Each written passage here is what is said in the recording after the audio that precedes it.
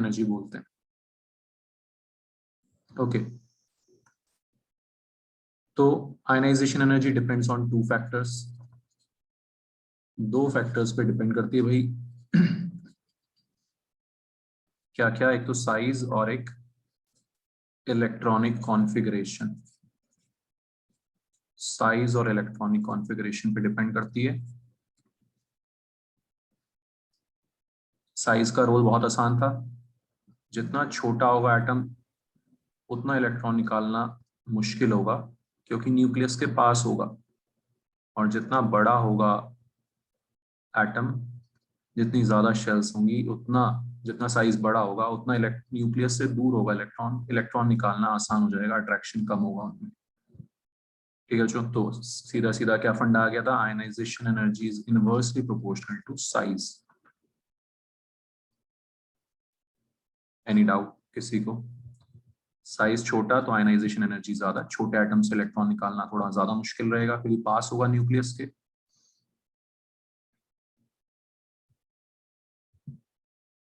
Clear everyone?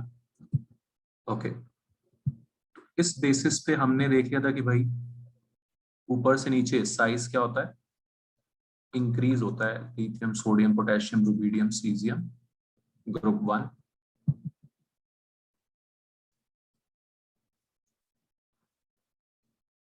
बेटा मांगे car, scooter, बाप राजी, है ना, ये सब आपको याद ही होगा। फर्स्ट से सेकंड ग्रुप। तो ऊपर से नीचे फ्रेंशियम रेडियो एक्टिव होता है, और ये बेरियम के नीचे रेडियम भी रेडियो एक्टिव। तो ये रेडियो एक्टिव वगैरह ज्यादा हम स्टडी नहीं करते हैं, खतरनाक होते हैं, इनसे रेज वेज निकलती है। ठीक है बच्चों, तो ऊपर से नीचे आपको पता है तेजी से साइज बढ़ता है। साइज बढ़ता है बिकॉज शेल्स इंक्रीज होती है, number of shells increases. So ऊपर से नीचे साइज बढ़ेगा तो ionisation energy decreases down the group. यहाँ पे कोई एक्सेप्शन नहीं है, लिथियम की ज्यादा, नीचे आते जाएंगे तो कम होती जाएगी ionisation energy. Understood everyone? Atomic structure में भी हमने देखा था कि सीजियम को हम सोलर पैनल्स में यूज करते हैं। कहाँ यूज करते हैं? सोलर पैनल्स में, है ना। सनलाइट पड़ती है, लाइट पड़ती है, सीजियम का इलेक्ट्रॉन आसानी से निकल जाता है। लाइट पड़ती है सनलाइट सीजियम के ऊपर, उसका इलेक्ट्रॉन निकल जाता है और इलेक्ट्रिसिटी कंडक्ट हो जाती है। इलेक्ट्रिसिटी कंडक्ट हो जाती है, प्रोड्यूस हो जाती है। ठीक है बच्चों, समझ में आ रही बात? तो ऊपर से नीचे साइज इंक्रीज हो रहा है, इसलिए आयनाइजेशन एनर्जी डिक्रीज हो रही है। क्लियर है सबको? पहला फैक्टर, तो ऊपर से नीचे साइज इंपॉर्टेंट फैक्टर हो जाएगा क्योंकि साइज तेजी से बढ़ रहा है। और कॉन्फ़िगरेशन आपको पता है सबका एक जैसा है, सारे एल्कली मेटल्स हैं। ये सारे क्या हैं? Alkali metals. 5s1, 6s1, है ना, 7s1, सबका इलेक्ट्रॉनिक कॉन्फ़िगरेशन सेम है, एक जैसा। तो इलेक्ट्रॉनिक कॉन्फ़िगरेशन का तो कोई रोल ही नहीं है बच्चों यहाँ पे, है ना। किसका रोल है यहाँ पे? साइज का। अंडरस्टूड? ओके, इतना हमने लास्ट क्लास में देख लिया था, है ना। तो इसके आगे स्टार्ट करते हैं। लेफ्ट टू राइट जब हम आते हैं, from left to right in a period,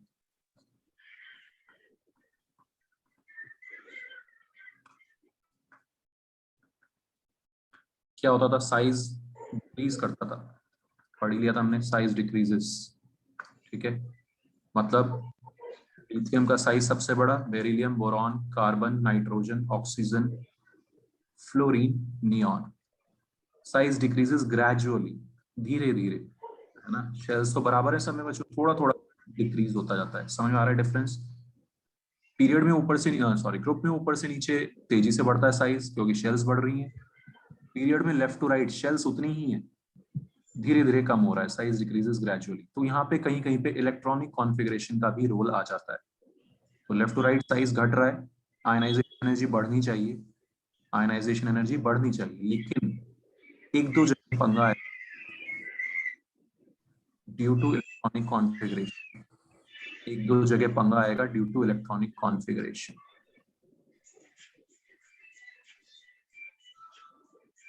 तो ये आपको ध्यान रखना है, लॉजिकली बहुत इंपॉर्टेंट है। ये इनके इलेक्ट्रॉनिक कॉन्फ़िगरेशंस हैं, ठीक है। हाफ फिल्ड और fully filled are slightly extra stable, half filled and fully filled are slightly extra stable. तो इस वजह से बच्चों नाइट्रोजन क्या है, हाफ फिल्ड है 2p3 में, p ऑर्बिटल कैसा है, हाफ फिल्ड है।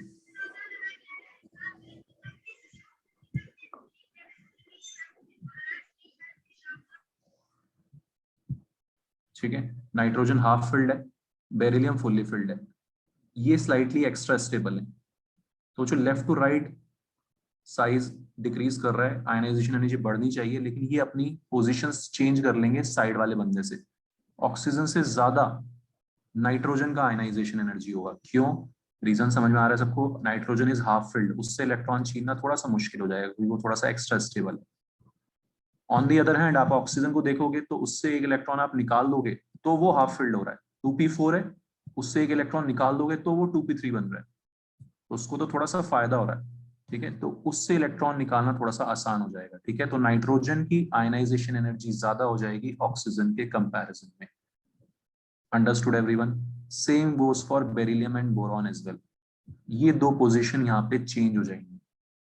बताओ मेरे को, सबको सुनाया है बात? कोई किसी को कोई डाउट? अर्णव क्लियर है? Rishit, Nandita, any doubt?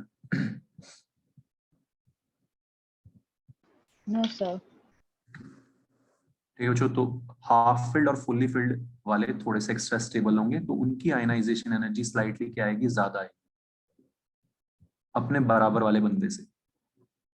तो जो हमारा ऑर्डर आएगा आयनाइजेशन एनर्जी का, ठीक है ऋषित, क्या आएगा? लिथियम के बाद बोरॉन फिर बेरिलियम, इन दोनों की पोजीशंस चेंज हो गई क्योंकि बेरिलियम फुल्ली फिल्ड है। ओके, फिर कार्बन और फिर ऑक्सीजन, फिर नाइट्रोजन, और नाइट्रोजन ऑक्सीजन की पोजीशन चेंज हो गई, रेस्ट एज इट इज रहेगा, रेस्ट एज इट इज रहेगा। 2p6 neon noble gas, noble gas तो जानते ही हो, सर स्टेबल है, फुल्ली फिल्ड है। हाँ जी, एफ की जगह एन ही आएगा ना? एफ की जगह N? एफ की जगह एन ही आएगा, क्लोरीन की जगह नियोन आएगा सर। नहीं, नियॉन नोबल गैस। हाँ सर, इसका एटॉमिक साइज बड़ा होता है। अरे सुन तो ले भाई, पूरी बात तो सुन ले। साइज होता है थोड़ा बहुत बड़ा होता है, लेकिन क्या इलेक्ट्रॉनिक कॉन्फ़िगरेशन का रोल ज्यादा इंपॉर्टेंट रहेगा। नियॉन क्या है? नोबल गैस है। ठीक है भाई, क्या है neon? Noble gas. Noble gas का मतलब क्या है? फुल्ली फिल्ड ऑर्बिटल है, फुल्ली फिल्ड या नहीं है? है ऑक्टेट सर। है, 9 10th में पढ़ते आ रहे हैं, ऑक्टेट कंप्लीट है, तो उससे इलेक्ट्रॉन निकालना सबसे मुश्किल रहेगा। उससे इलेक्ट्रॉन निकालना क्या रहेगा? सबसे मुश्किल। तो मैंने क्या बताया अभी आपको बच्चों, दो दो दो ट्रेंड आ गए यहाँ पे, साइज और इलेक्ट्रॉनिक कॉन्फ़िगरेशन। साइज का इतना रोल नहीं है जितना रोल किसका है, इलेक्ट्रॉनिक कॉन्फ़िगरेशन का, क्योंकि एक पीरियड में साइज धीरे धीरे कम हो रहा है, बहुत ज्यादा चेंज नहीं होता, तो ज्यादा इंपॉर्टेंट रोल किसका हो जाता है फिर, इलेक्ट्रॉनिक कॉन्फ़िगरेशन में। ठीक, ऊपर से नीचे आ रहे थे, आंख बंद करके आपने साइज का फंडा लगा दिया, कोई दिक्कत नहीं है, आयनाइजेशन एनर्जी ऊपर से नीचे घटने घटने लगी।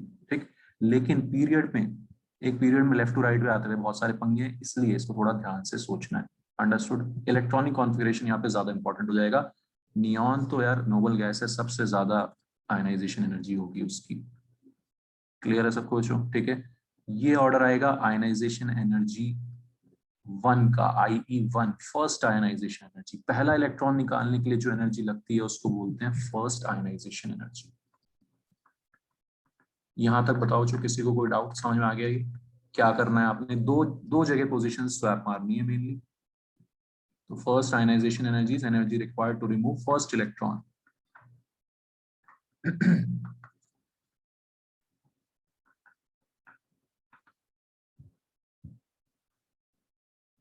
ठीक है जो, तो ये ऑर्डर आ गया हमारा IE1 का, आयनाइजेशन एनर्जी 1 का। हाफ फील्ड और फुल्ली फील्ड वाले थोड़े से एक्स्ट्रा स्टेबल हो गए। ठीक, सेम, बिल्कुल सेम थर्ड पीरियड में भी यही चीज आएगी। खुद से लिखो इसका order, sodium, magnesium, aluminium, silicon, phosphorus, sulphur, chlorine, argon. Same same वही दो जगह चेंज करके लिखो ऑर्डर, खुद से सोच के बच्चों। ठीक है, फर्स्ट आयनाइजेशन एनर्जी का ऑर्डर लिखो।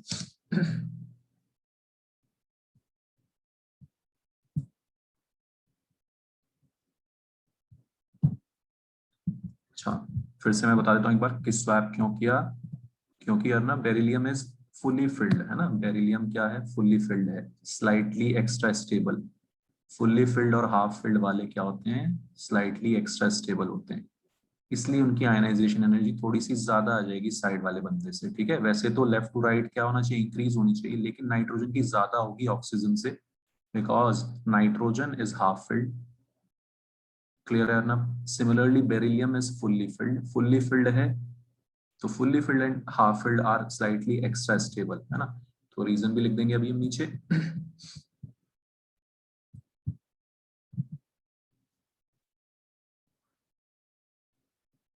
क्लियर है बच्चों सबको, रीजन क्या रीजन है इसका। तो आपको ये सब स्कूल में भी लिखने के लिए आएगा हर जगह ना, और कॉम्पिटिटिव एग्जाम में भी आता है, ऑर्डर बताना है।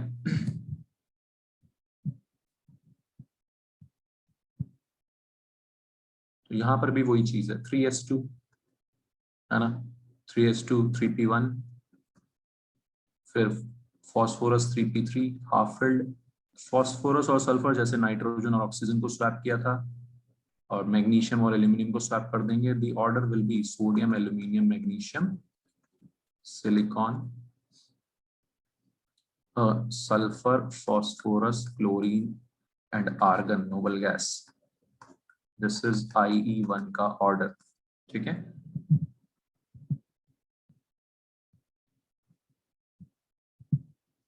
Clear everyone. So reasoning, half filled and fully field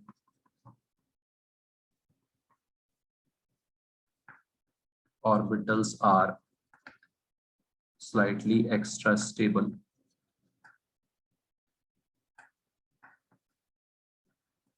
so higher IE.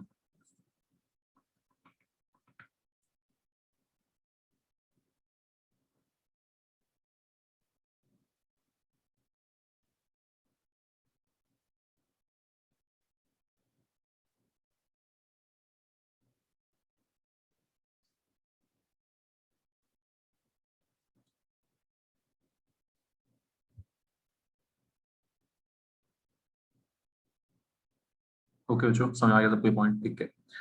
तो ये बहुत कॉमन क्वेश्चन है स्कूल का, ध्यान से देखना इसको।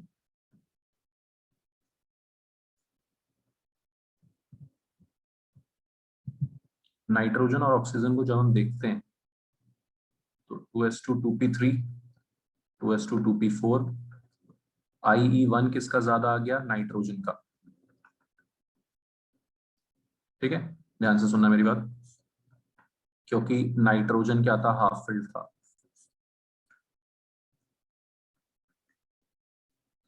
अच्छा, अब हम पढ़ेंगे इसके बाद बच्चों IE2 आयनाइजेशन एनर्जी 2 है ना, सेकंड आयनाइजेशन एनर्जी, दूसरा इलेक्ट्रॉन छीनने में जो एनर्जी लगी। ठीक है, एक छीन चुके, दूसरा छीनना है, समझ आ रहा है, ध्यान से सुनना। तो IE2 किसका ज्यादा होगा, वो ऑक्सीजन का ज्यादा हो जाएगा। एक इलेक्ट्रॉन निकलने के बाद, after losing one electron, oxygen half filled हो जाएगा कि नहीं हो जाएगा, बताओ। अर्णव क्लियर है ये, ठीक है, समझ में आ रहा है बच्चों, ठीक। तो बहुत कॉमन क्वेश्चन है, इनफैक्ट एनसीईआरटी में भी लिखा हुआ है कि IE1 of nitrogen is more than oxygen, while IE2 of oxygen is more than nitrogen, explain why। तो आपको ये सारे पॉइंट्स बच्चों इलेक्ट्रॉनिक कॉन्फ़िगरेशन से एक्सप्लेन करने हैं, समझ में आ रही मेरी बात सबको, ठीक। तो दूसरा इलेक्ट्रॉन छीनने में ऑक्सीजन में ज्यादा मेहनत लगेगी, बिकॉज वो हाफ फिल्ड बन चुका है एक इलेक्ट्रॉन निकलने के बाद। Understood everyone. तो अब हम पढ़ेंगे IE2, उसमें पहले ही मैंने आपको समझा दिया कि भाई नाइट्रोजन और ऑक्सीजन में किस टाइप के क्वेश्चंस मिल सकते हैं आपको।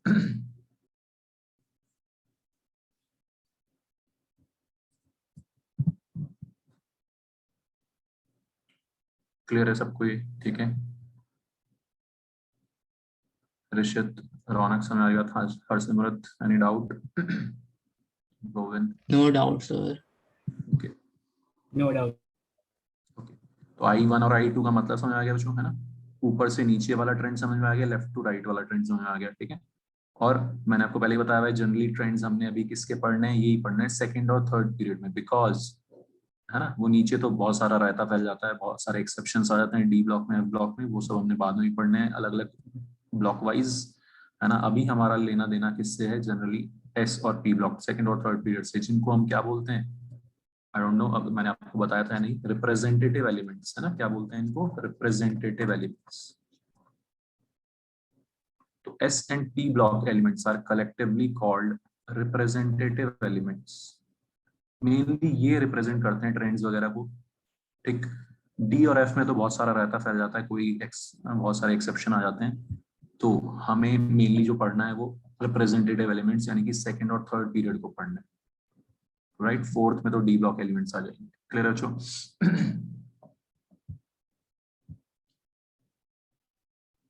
सो I1 क्या होता है, I2 क्या होता है, सिमिलरली I3 I4, ओके।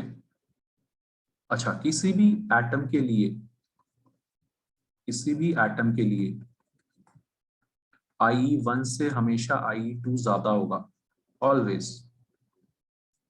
कुछ सोच सकते हो आप, है ना। पहला इलेक्ट्रॉन कहां से निकालना है, एटम से, न्यूट्रल एटम से छीनना है, छीन लिया, कोई दिक्कत नहीं है। दूसरा एटम किससे छीनना है, कैटायन से छीनना है। पढ़ लिया हमने, कैटायन का साइज छोटा जाता है, कैटायन का साइज छोटा हो गया, छीनना मुश्किल हो गया, चार्ज भी आ गया उस पर पॉजिटिव, तो वो इलेक्ट्रॉन को इतनी आसानी से छोड़ेगा क्या, नहीं छोड़ेगा। समझ में आ रही बात सबको बच्चों, ठीक है। Successive ionisation energies are always higher, I1 से ज्यादा होगा I2, I2 से ज्यादा होगा I3। इलेक्ट्रॉन निकालना मुश्किल होता जाएगा धीरे धीरे, क्योंकि तीसरा इलेक्ट्रॉन आपको किससे छीनना होगा, डाई पॉजिटिव कैटायन से, दो इलेक्ट्रॉन निकल चुके। Understood everyone. और साइज छोटा हो गया, आपको पता है जैसे जैसे कैटायन बनते जाते हैं साइज छोटा होता है, साइज छोटा, आयनाइजेशन एनर्जी ज्यादा, simple. So successive ionisation energies are always higher than previous one.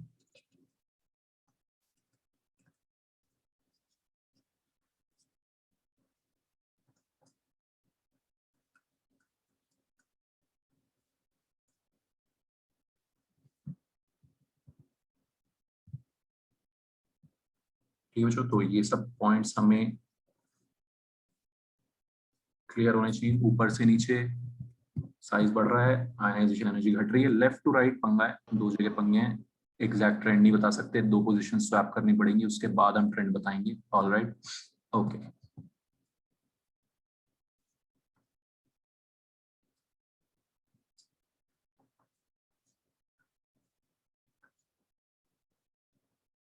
हाँ तो गोविंद समझ में आ गया ये, कोई दिक्कत। मैक्सिमम I1 किसका होगा गोविंद, I1, एक छोटा सा टेबल बना लेते हैं, I1 minimum maximum, minimum maximum, है ना। ये हमारा कौन सा पीरियड है, सेकेंड पीरियड के लिए।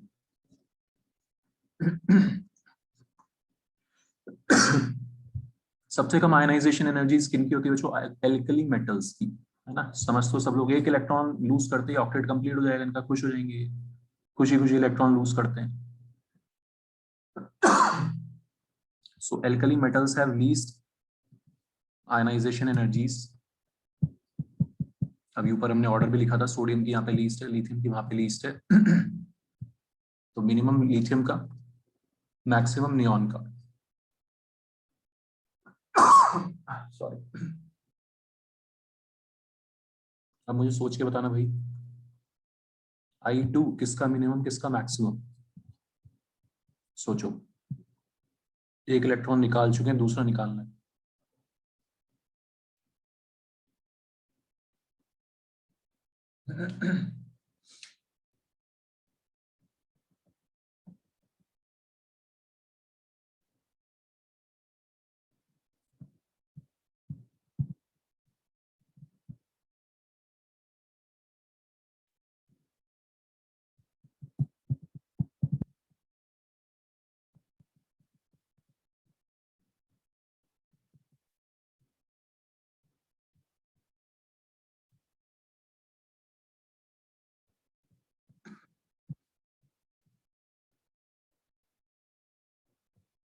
हाँ जी, कौन बता रहा है।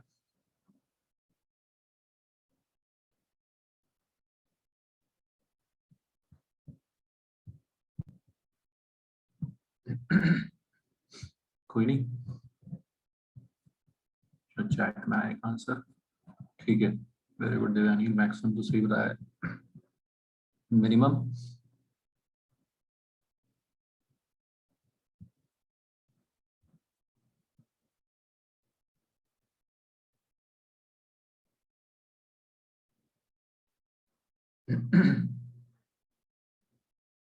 बताओ यार कोई, प्रेषित और सिमरत बताएगा।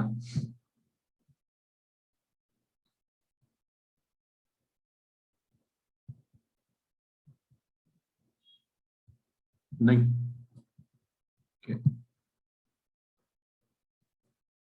यस वेरी गुड सिया, सही बताया।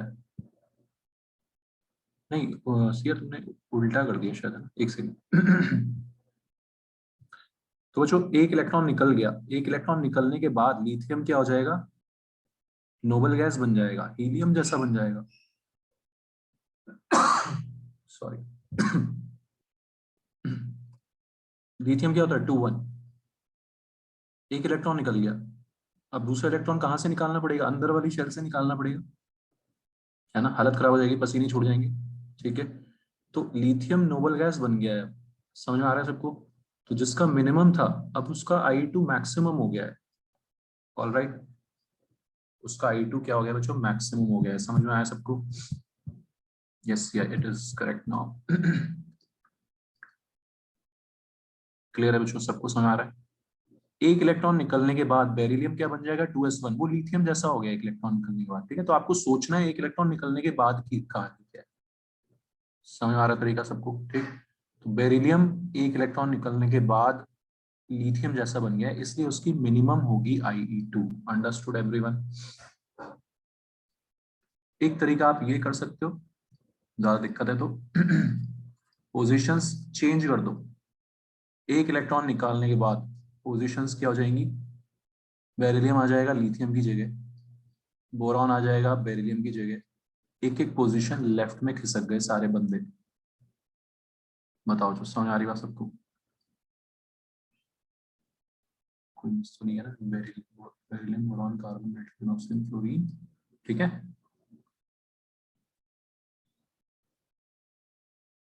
कुछ एक बंदा मिस हो गया क्या? नहीं नहीं, ठीक है, ठीक है ना? और लिथियम आगे जाके नोबल गैस की जगह आ जाएगा। किसकी जगह आ जाएगा, नोबल गैस की जगह आ जाएगा। समझ आ रहा है सबको? कोई दिक्कत?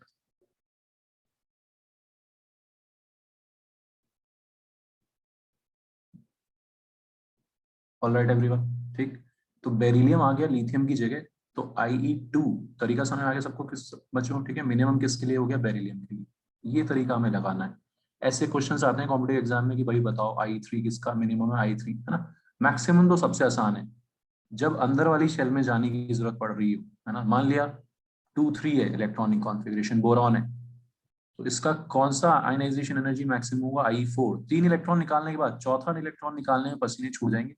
ठीक है, 1 2 3 इलेक्ट्रॉन निकाल दिए, चौथा इलेक्ट्रॉन हमें अंदर वाली शेल में जाना पड़ेगा, तो I4 मैक्सिमम हो जाएगा बोरॉन का। समझ आ रहा है बच्चों? ठीक है, लिखो I3 किसका मिनिमम, किसका maximum.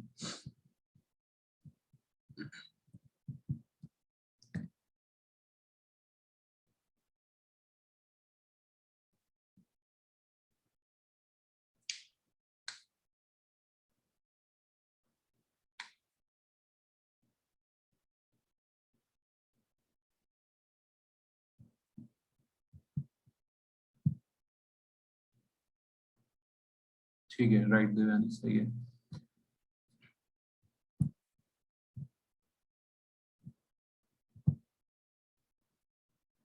Miss Kartik very good, सही है।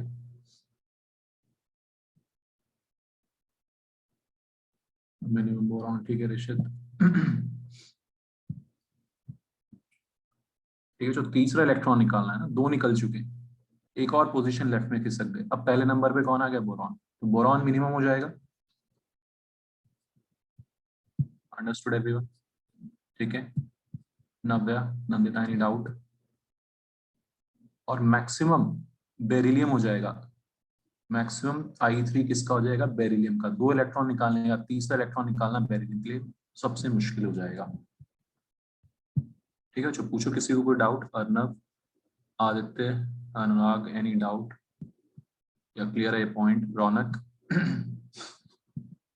ओके, इस टाइप के जो छोटे छोटे क्वेश्चंस यहाँ पे बनेंगे थर्ड चैप्टर से, ठीक है। मिनिमम किसका होगा, I1 I2 I3, मैक्सिमम किसका होगा, ये सब चीजें हमें समझ में आनी चाहिए। ऑलराइट, एक तो ये सारे टाइप के क्वेश्चंस हो गए, I1 I2 I3 क्या होता है, along a period, left to right in a period, ये सब ट्रेंड्स वगैरह कैसे देखते हैं वो। Okay, moving on. एक लास्ट टाइप का क्वेश्चन इस पे जो बनेगा बच्चों, डेटा देख के हमें एनालाइज करना होगा। जैसे ये डेटा दे रखा है, I1 है किसी के लिए 200, I2 है लेट्स से 380, I3 है 550, I4 हो गया अचानक से 2600, ठीक है। तो आप ये डेटा देखकर समझ में आना चाहिए, क्या समझ में आना चाहिए कि उस एटम में, उस एटम के आउटर मोस्ट शेल में 3 इलेक्ट्रॉन्स थे। कितने इलेक्ट्रॉन्स थे? 3। 200 से 380 हुआ। नॉर्मली मैंने बताया सारी आयनाइजेशन एनर्जी बढ़ती है, एक के बाद एक के बाद ही बढ़ती जाती है। 300 से 550 हो गया, कोई बड़ी बात नहीं, नॉर्मल जंप है। जहां पे बच्चों ये बहुत तगड़ा जंप लग रहा हो, 4 to 5 टाइम्स हो गया, 5-6 टाइम्स हो गया, तगड़ा जंप, एक्सेसिव जंप लगा, तो इसका रीजन हमेशा क्या होगा कि आउटर मोस्ट शेल खाली हो गई, अंदर वाले शेल से हमने फिर इलेक्ट्रॉन निकाला है, ठीक है। मान लिया एल्यूमिनियम है, ठीक है, पहला इलेक्ट्रॉन निकाला, फिर दूसरा निकाला, फिर तीसरा निकाला, 3 तो आसानी से निकल गए। समय आ रहा है सबको, चौथा इलेक्ट्रॉन निकालने में पसीने छूट गए, 2600 किलो जूल पर मोल। अचानक से बहुत ज्यादा आयनाइजेशन एनर्जी हो गया, तो हम समझ जाएंगे कि बाहर 3 इलेक्ट्रॉन थे, 3 तो आसानी से निकल गए। तो ये डेटा देख के हमसे पूछ लेंगे वैलेंसी बताओ एटम की। सिंपल है बच्चों, तो ये आपको डेटा एनालाइज करना आना चाहिए आयनाइजेशन एनर्जीज का। Understood everyone? इस टाइप के न्यूमेरिकल्स यहाँ पे क्वेश्चंस छोटे छोटे से बनेंगे, ठीक है।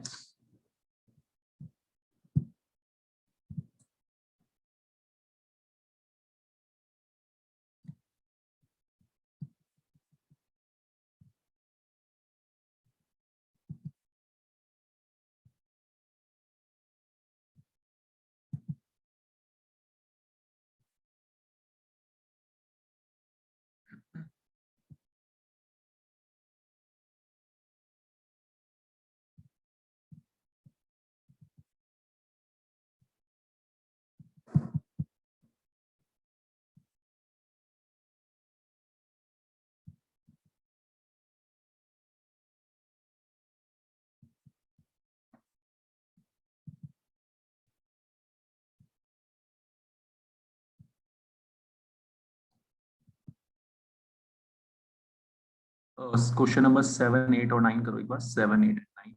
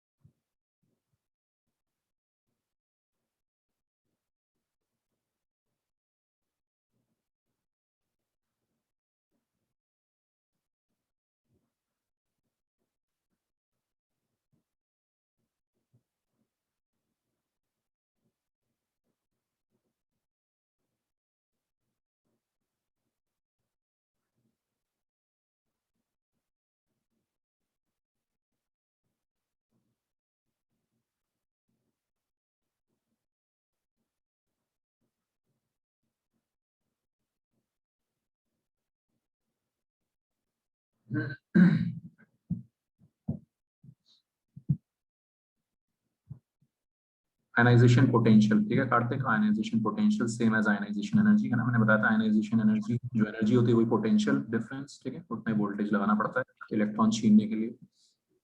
Okay sir. IP is ionization potential.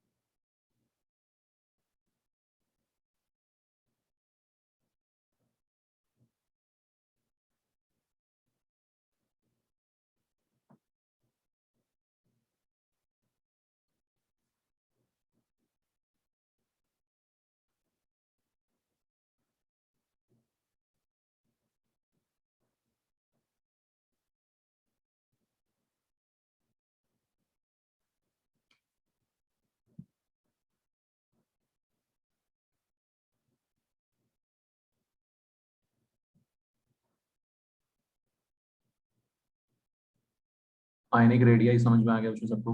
कोई डाउट? आंसर क्या होगा इसका? कैटायंस छोटे होते हैं साइज में, ठीक है, तो पॉजिटिव चार्ज जितना ज्यादा उतना साइज छोटा। तो फोर्थ ऑर्डर इज करेक्ट।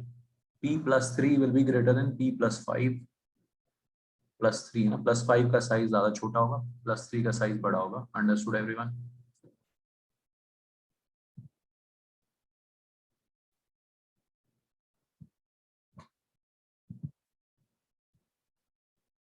ठीक है। Eighth, first ionisation energy. अभी हमने देखा ये ऑर्डर किसको स्विच करते हैं हम? नाइट्रोजन और ऑक्सीजन को, ठीक है, क्योंकि नाइट्रोजन होता है हाफ फिल्ड। अंडरस्टूड? जो लोग थोड़ा बहुत लेट भी आए हैं तो nitrogen is half filled. Clear है बच्चों? 2p3। तो half filled are slightly extra stable, ठीक है नव्या? तो नाइट्रोजन का आयनाइजेशन एनर्जी ऑक्सीजन से थोड़ा सा ज्यादा होता है, एंड फ्लोरीन का तो ज्यादा होगा ही क्योंकि उसका साइज छोटा है, लेफ्ट टू राइट। तो ये हमने ऑर्डर लिखा था, फ्लोरीन, नाइट्रोजन, ऑक्सीजन, कार्बन, है ना, फर्स्ट ऑप्शन। एट्थ का हो जाएगा हमारा फर्स्ट ऑप्शन।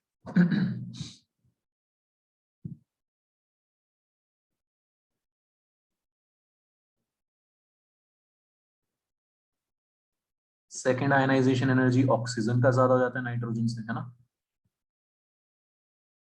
Clear everyone? ठीक है, तो सेकेंड आयनाइजेशन एनर्जी ऑक्सीजन का नाइट्रोजन से ज्यादा हो जाता है।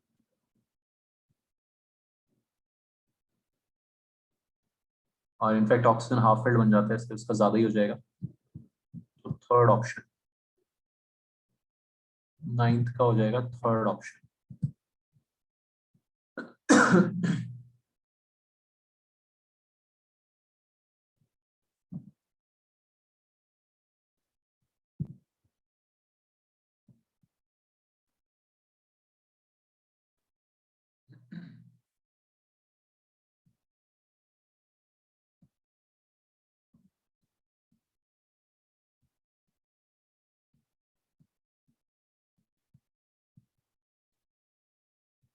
ट्वेंटी टू और 23 देखो एक बार, 22, 23।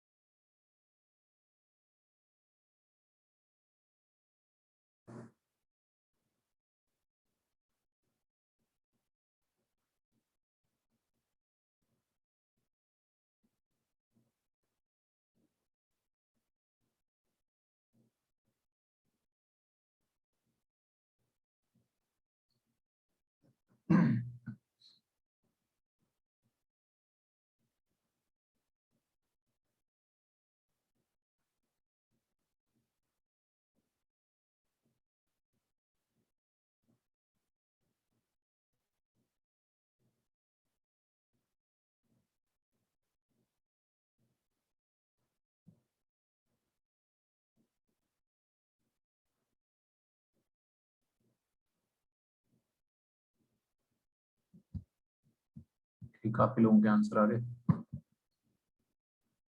ठीक है, रौनक, सही है।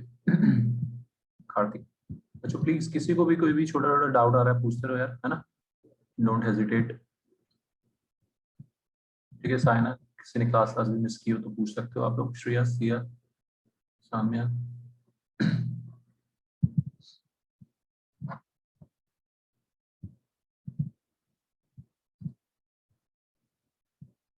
चिन्मय, कुछ कुछ समझ आ रहा है, चिन्मय तो अभी नया है। तो सेकंड आयनाइजेशन एनर्जी हाईएस्ट किसकी होगी, तो सबको समझ में आ गया होगा मेरे ख्याल से ना, किसकी होगी, लिथियम की। ठीक है, एक इलेक्ट्रॉन निकल गया, दूसरा इलेक्ट्रॉन निकालना बहुत मुश्किल हो जाएगा। 23, सीधा सा फंडा है, cations are smaller, anions are bigger. ठीक है, सेकंड ऑप्शन सही है, आई माइनस बड़ा, फिर आई और फिर आई प्लस, कैटायंस छोटे, एनायंस बड़े। क्लियर है बच्चों?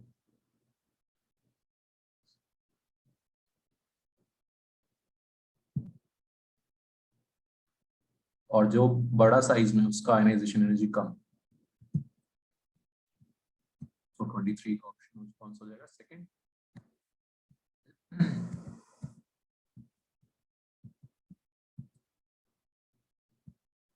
27 और 28, 27, 28।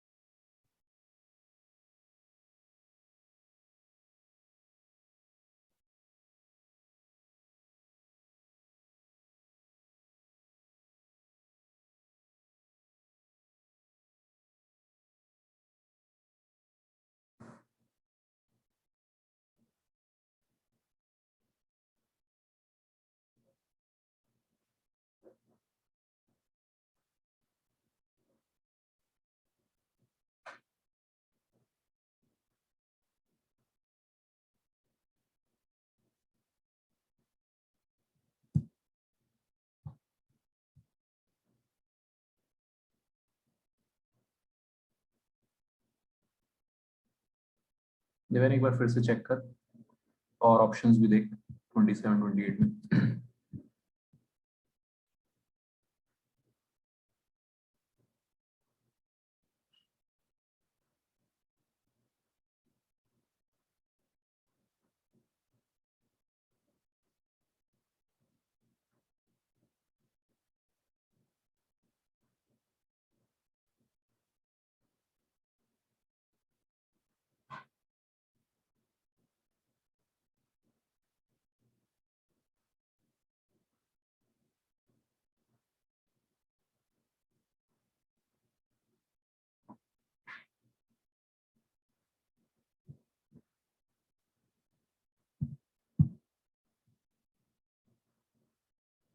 अब ठीक है देवेन, समझ आ गया, अब ठीक।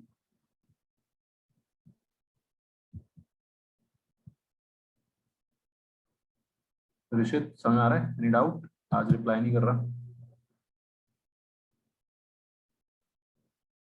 सर आ रहा है समझ। ओके,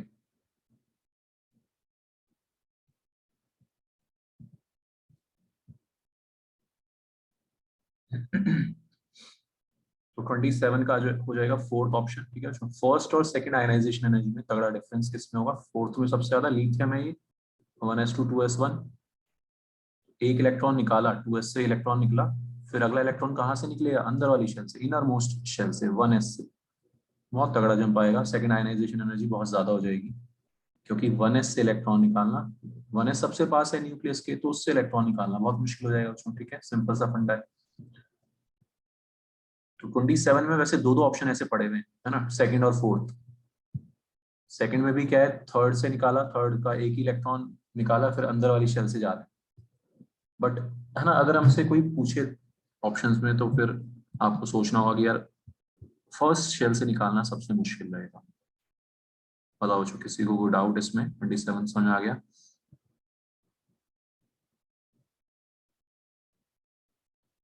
28th में भी फोर्थ ऑप्शन, सेकंड और थर्ड में तगड़ा जंप देखना है हमें, sudden large jump between values of second and third ionisation energy, मतलब दो निकालने का तीसरा इलेक्ट्रॉन निकालने में दिक्कत होनी चाहिए। तो फोर्थ ऑप्शन में आप देखोगे 3s2 है, तो 1 और 2 दो इलेक्ट्रॉन्स निकल गए, फिर तीसरा इलेक्ट्रॉन कहाँ से निकालना होगा, इनर शेल से, सेकंड शेल से। सिंपल है जो फंडा, इतना सिंपल सा फंडा है और इस पे क्वेश्चन आ जाएगा, बहुत ध्यान से लिखने में करना होगा। अंडरस्टूड।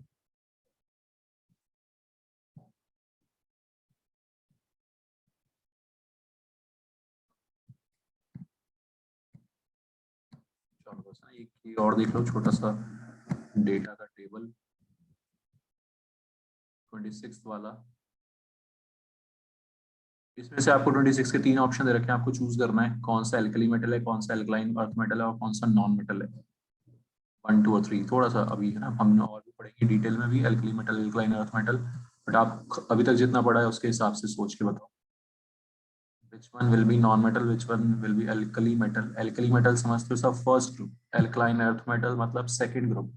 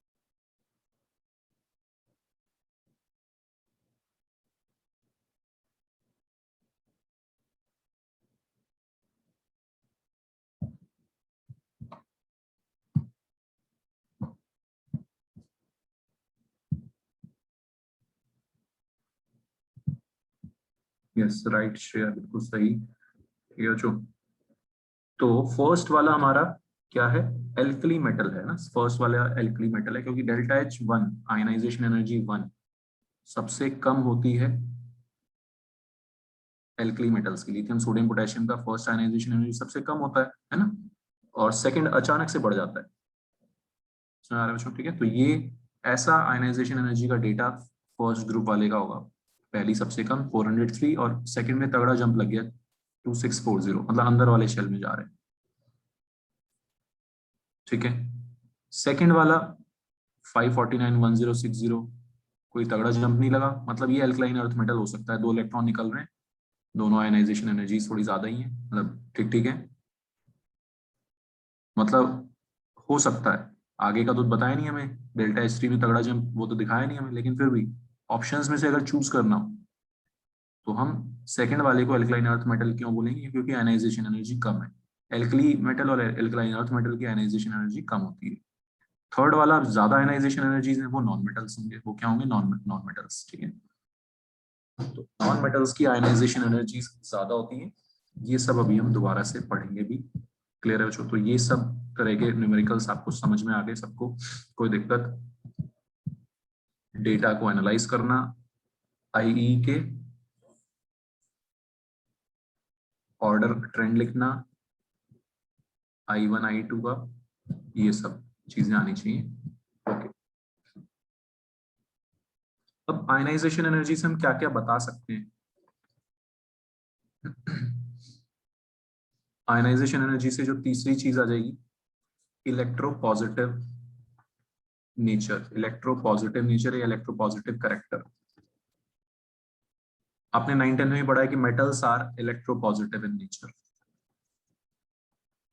इलेक्ट्रोपॉजिटिव मतलब इजीली इलेक्ट्रॉन्स लूज करें, खुशी खुशी इलेक्ट्रॉन्स लूज करें और पॉजिटिव चार्ज एक्वायर करें, ऐसे होते हैं मेटल्स।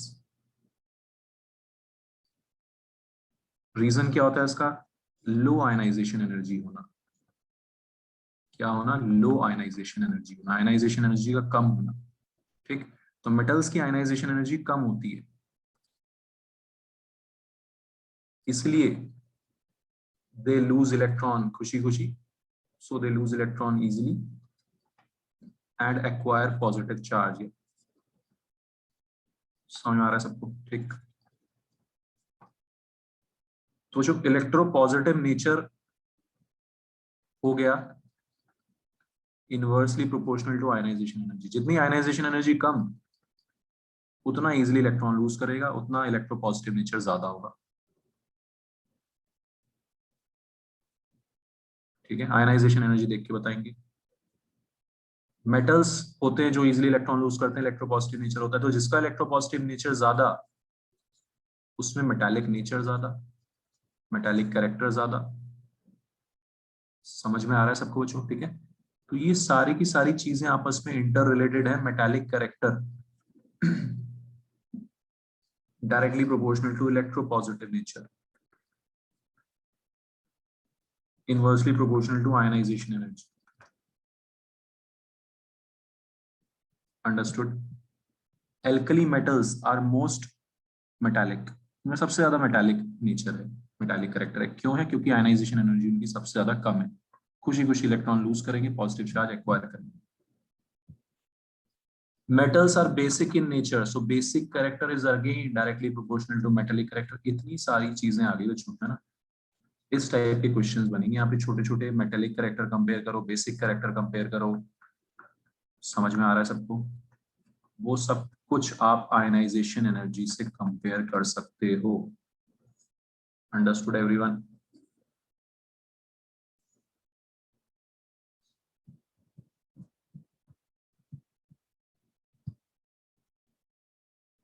ठीक है,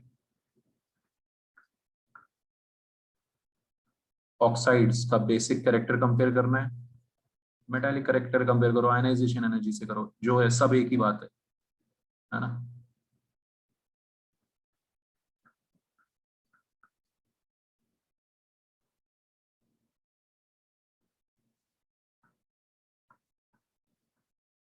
ये क्या आ गया?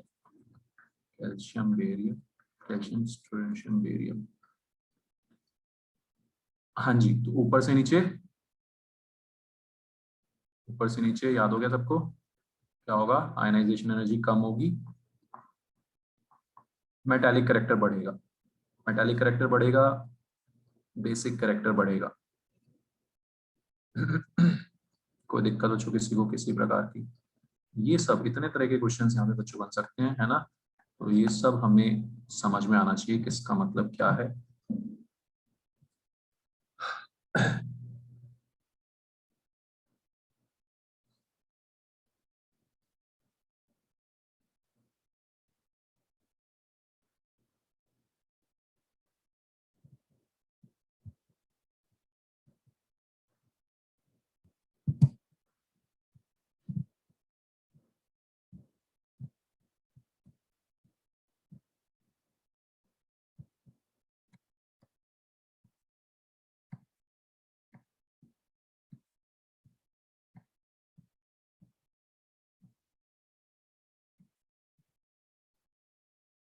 फिर एवरीवन कोई डाउट तो बता दो यार अभी, हाँ?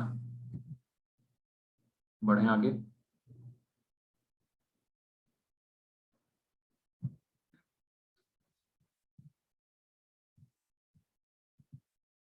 तो अपने एल्कली मेटल्स फर्स्ट ग्रुप वाले, उनकी एनर्जी क्या होती है? आयनाइजेशन एनर्जीज क्या होती हैं? लीस्ट होती है।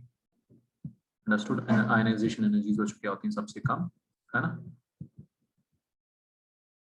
मेटालिक कैरेक्टर सबसे ज्यादा होता है, बेसिक कैरेक्टर सबसे ज्यादा। राइट में जाएंगे हम तो नॉन मेटल्स आ जाएंगे, उनकी आयनाइजेशन एनर्जी ज्यादा होगी, है ना? उनका इलेक्ट्रॉन निकालना मुश्किल है, तो वो फिर वो गेन करना शुरू कर देते हैं वो, है ना? आपको पता ही कहानी, आपने 9th-10th में कैसे पढ़ी है कहानी कि भाई बाहर अगर एक इलेक्ट्रॉन है, 2 इलेक्ट्रॉन है, तो इलेक्ट्रॉन लूज करा दो, है ना? और अगर बाहर 7 इलेक्ट्रॉन है तो इलेक्ट्रॉन गेन करा दो। तो अब हम तरीके से देख रहे हैं कि भाई 7 इलेक्ट्रॉन होंगे तो आयनाइजेशन एनर्जी बहुत ज्यादा होगी, लूज करना मुश्किल है तो गेन करना आसान है ना? वो दूसरे तरीके से सोच रहे हैं, आयनाइजेशन एनर्जीज के टर्म्स में सोच रहे हैं। ठीक है, सबको समझ आ रही बात? ये सारी चीजें जो आपने पहले पढ़ी है, बस वही हम दोबारा से कर रहे हैं, लॉजिकल और थोड़े से तरीके से।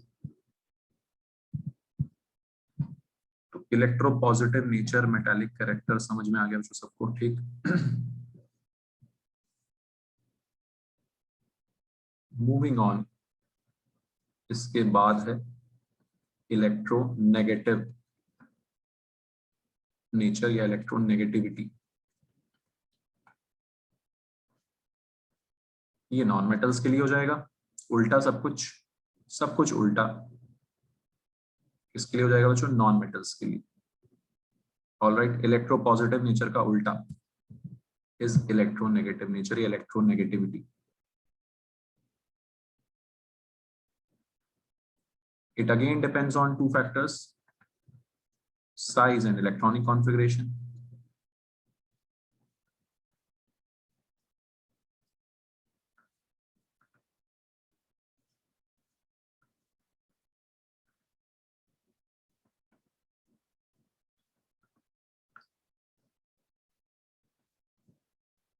अब साइज के लिए बच्चों क्या उल्टा ट्रेंड आएगा, है ना? जिसका साइज बड़ा था उसका इलेक्ट्रोपॉजिटिव नेचर ज्यादा था, है ना? जिसका साइज बड़ा था उसमें मेटालिक कैरेक्टर ज्यादा होता है, जिसका साइज छोटा होता है उसमें नॉन मेटालिक कैरेक्टर या इलेक्ट्रोनेगेटिविटी ज्यादा होती है। Electronegativity is tendency to pull electron, खींचने की, अपनी तरफ खींचने की, to pull electron towards itself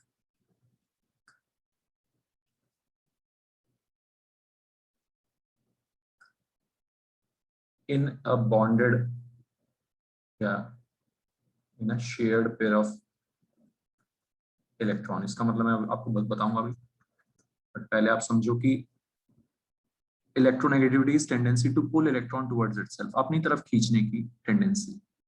ठीक है, किसकी ज्यादा होगी? जिसका साइज छोटा है।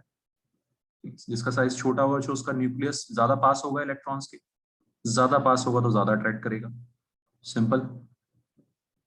सो electronegativity is inversely proportional to size. Size के साथ यहां पे रिलेशन आ रहा है उल्टा।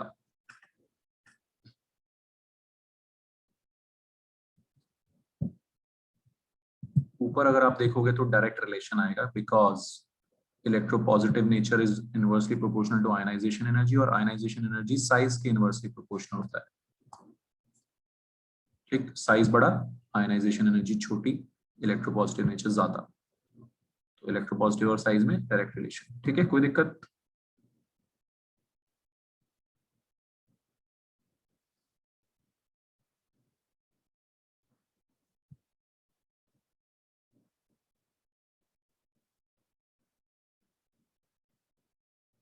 तो यहाँ पे बच्चों सीधा सा फंडा है, ऊपर से नीचे इलेक्ट्रोनेगेटिविटी डिक्रीज करेगी। So electronegativity decreases down the group, क्योंकि साइज बढ़ता है इसलिए इलेक्ट्रोनेगेटिविटी कम होगी।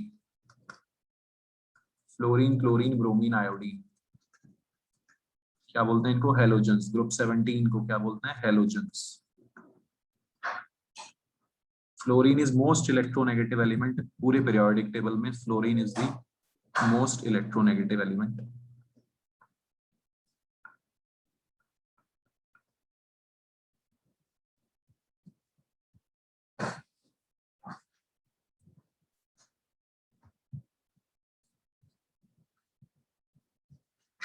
क्लियर बच्चों? 16 ग्रुप, उससे टेपो ग्रुप 16, इनका भी ऐसे नाम होता है, सब आप बाद में पढ़ोगे धीरे धीरे। चाल्कोजेंस, ऑक्सीजन फैमिली, है ना? क्या बोलते हैं? Oxygen family. 12th क्लास में आएगी, ये सब पढ़ना है आपको। मैंने बताया था आपको ग्रुप कहाँ पे कौन सा पढ़ना है। न्यूजीलैंड, पाकिस्तान, ऑस्ट्रेलिया, सब भिखारी। Group 15 nitrogen, phosphorus, arsenic, antimony, bismuth. Try करेंगे थोड़ा थोड़ा यहीं पे याद हो जाए 11th में। तो ये सब मैंने किसके ट्रेंड लिखे हैं? इलेक्ट्रोनेगेटिविटी के। All these trends are for electronegativity. ऊपर से नीचे डिक्रीज हो रही है।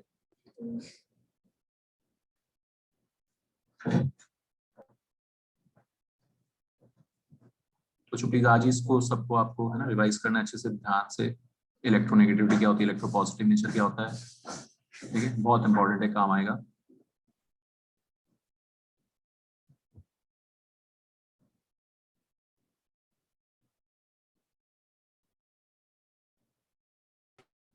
सर हाँ जी, सर आपने ग्रुप 15 के पास क्या लिखा है? निक्टोजेंस, इनका नाम चाल्कोजेंस निक्टोजेंस बोलते हैं इनको, TNICTOGENS।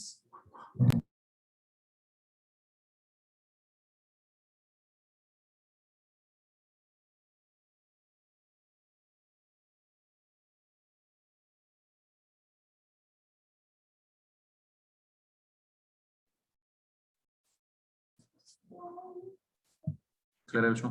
इलेक्ट्रोनेगेटिविटी, ये सारे नॉन मेटल्स ज्यादा इलेक्ट्रोनेगेटिव होते हैं ऑब्वियसली, मेटल्स इलेक्ट्रोपॉजिटिव होंगे, ये इलेक्ट्रोनेगेटिव होंगे।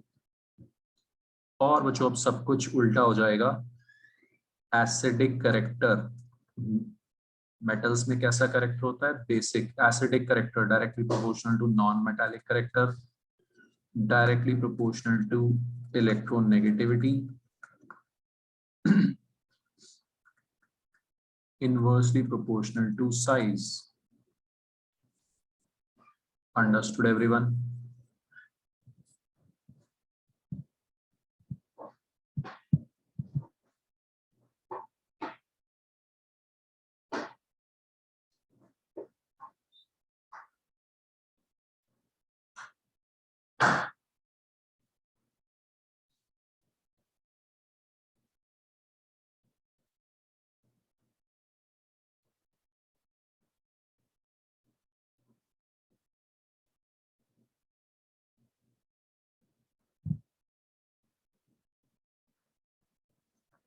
N2O5, P2O5, which oxide is more acidic?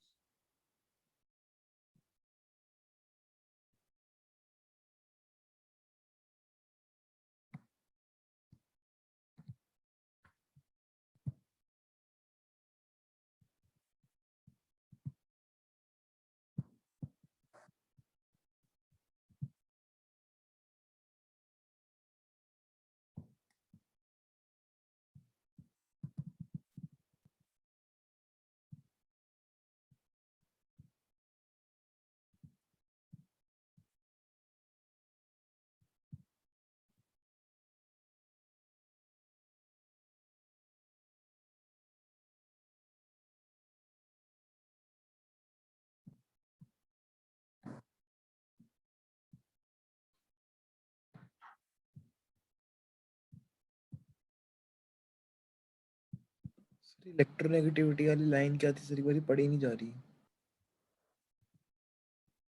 कौन सी लाइन उसे? अच्छा, ऊपर ये सामने लिखा हुआ है आपके सब कुछ, electronegative decreases down the group, है ना, ऊपर से नीचे डिक्रीज होती है। Nitrogen is more electronegative phosphorus से, ठीक है, and acidic character is directly proportional to electronegativity. तो N2O5 ज्यादा एसिडिक हो गया। बताओ जो कोई दिक्कत इसमें? सोच सकते हैं सब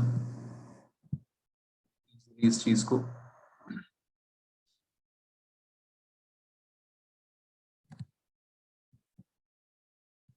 ठीक है रौनक, समझ आ गया? Yes sir yes.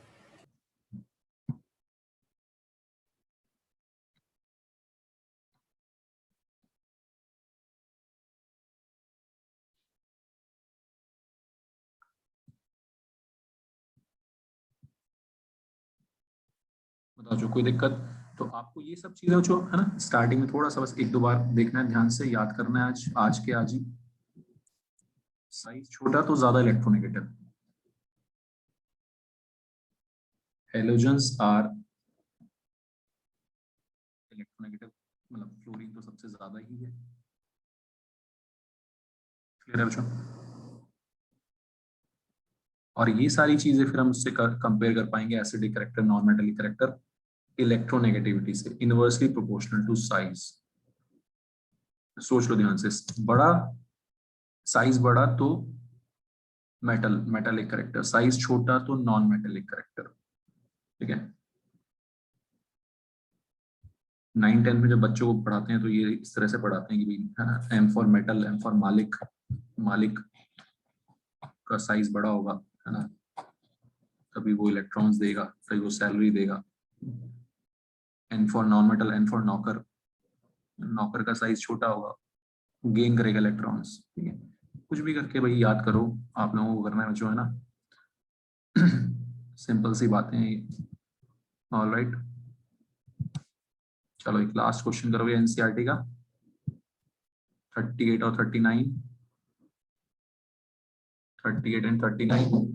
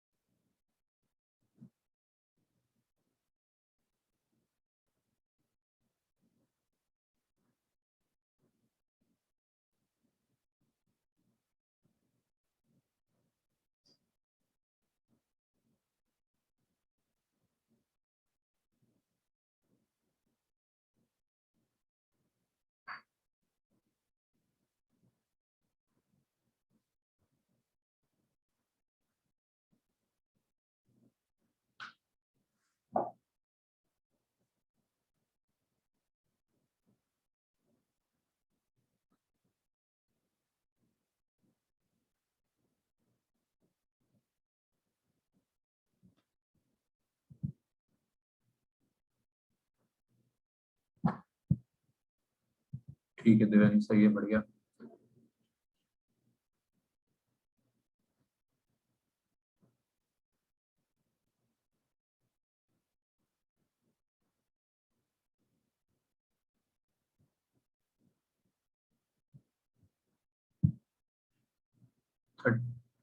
यानी 38 और 39 करने में से, 38 और 39,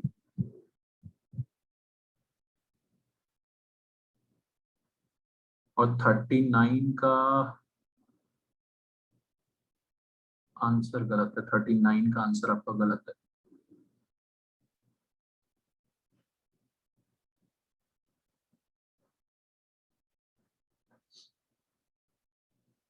सोचो फिर से एक बार, 38 और 39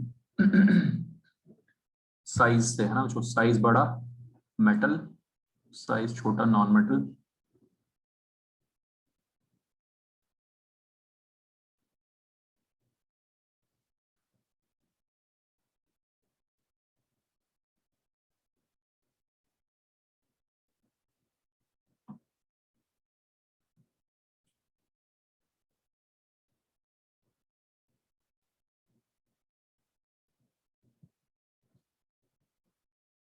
थर्टी एट में सबसे ज्यादा मेटालिक तो पोटेशियम होगा, साइज बड़ा, सबसे ज्यादा मेटालिक करेक्टर है ही सबसे ज्यादा, आपको पता ही है, सबको कोई दिक्कत ही नहीं उसमें। ठीक है बच्चों, तो 38 का तो डी हो जाएगा डायरेक्टली, पोटेशियम, मैग्नीशियम, एल्यूमिनियम, और सबसे छोटा साइज किसका, बोरॉन का। क्लियर, पोटेशियम का साइज सबसे बड़ा, ठीक है, बोरॉन का सबसे छोटा। मैग्नीशियम एल्यूमिनियम में लेफ्ट टू राइट साइज घटता है, तो मैग्नीशियम एल्यूमिनियम साइज घट रहा है, तो मैग्नीशियम में ज्यादा मेटालिक करेक्टर, एल्यूमिनियम में कम। क्लियर है बच्चों।